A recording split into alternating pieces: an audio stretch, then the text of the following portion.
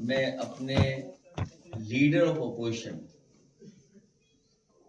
उन्होंने जो कहा उससे अपने आप को जोड़ता हूं मैं। रोबोट तो है ही वो, लेकिन वो दिखता कैसा है?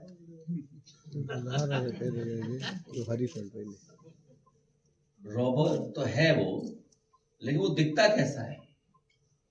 और इधर सुना है कि चीफ मिनिस्टर बिस्ट साहब वो भी जापान जा रहे हैं। आज से 10, 15, 20 साल पहले भी जापान का भी एक डॉग बड़ा फेमस हुआ था, मैं नाम भूल रहा हूं उसका।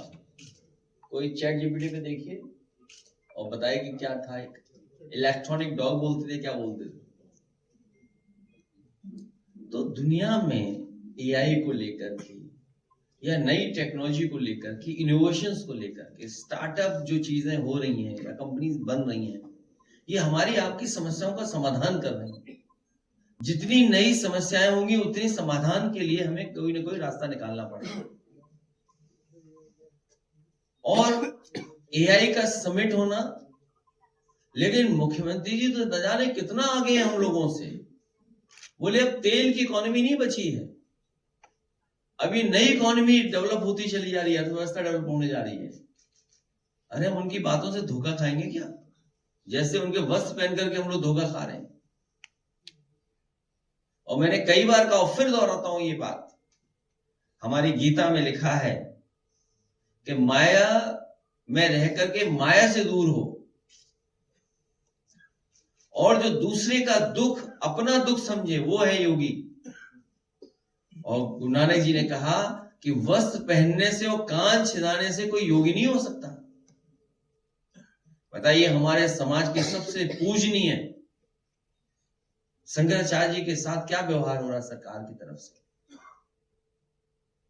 ये जो एक्सरसाइज हो रही है अभी हाल फिलहाल जो आपको देखने को मिल रही है कि अचानक कुछ लोग निकल पड़े हैं सम्मान देने के लिए।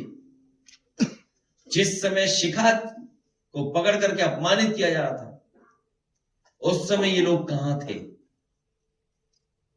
उसी समय उन्हें जाना चाहिए था संगम किनारे। हमारे पूजनीय शंकराचार्य जी कई दिनों धरने पे बैठे रहे वहां पर। उस समय सर्दी पीक पे थी। अब तक की जो हमारी पूरा इतिहास जो है, पौराणिक व्यवस्था है, सनातनी व्यवस्था में कहीं किसी शंकराचार्य को गंगा स्नान से रोका नहीं गया होगा। लेकिन ये पहली बार हुआ है सरकार में कि उन्हें स्नान करने से भी रोका गया। जो हमारी आध्यात्म की, हमारे सनातन धर्म की त्रिवेणी है। और अब तो ये सरकार एक कदम आगे निकल गई है।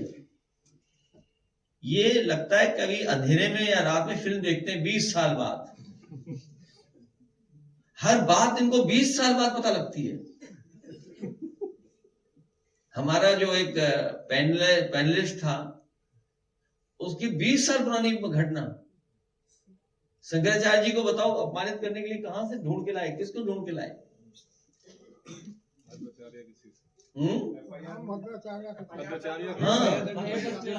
हालांकि आदरणीय, पूजनीय, सम्मानित आदरणीय राम भद्राचार्य जी के बारे में बोलना नहीं चाहिए कुछ भी, लेकिन अगर उनका चेला है ये, अगर उनका ये चेला है, अगर उनका ये चेला है तो मुझसे गलती हुई है।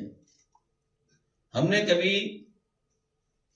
आदरणीय पूजनीय राम भद्राचार्य जी पर 420 का मुकदमा था, वो वापस लिया था। मुझे उन्हें जेल भेज देना चाहिए था।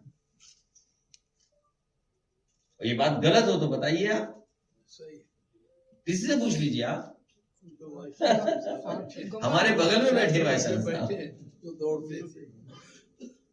तो ठीक है, कभी कभी विचारों को लेकर के कुछ झगड़े हो जाते हैं, लेकिन अब इस सीमा पे चले जाएंगे कि आप आरोप लगा करके इस तरह का घटिया आरोप लगवाएंगे आप। इसीलिए मैं कह रहा हूं कि ये सरकार बचने वाली नहीं है। जनता ने तो अस्वीकार कर दी है सरकार। अब बस जनता इंतजार कर रही है कि कब वोट डालने का मौका मिलेगा। इसीलिए मैं कह रहा हूं कि जितनी पीड़ा बढ़ेगी उतना हमारा पीडे बढ़ेगा। और ये पीडे के आंदोलन में जुड़ने वालों का मैं एक बार फिर आभार और धन्यवाद देना चाहता हूं।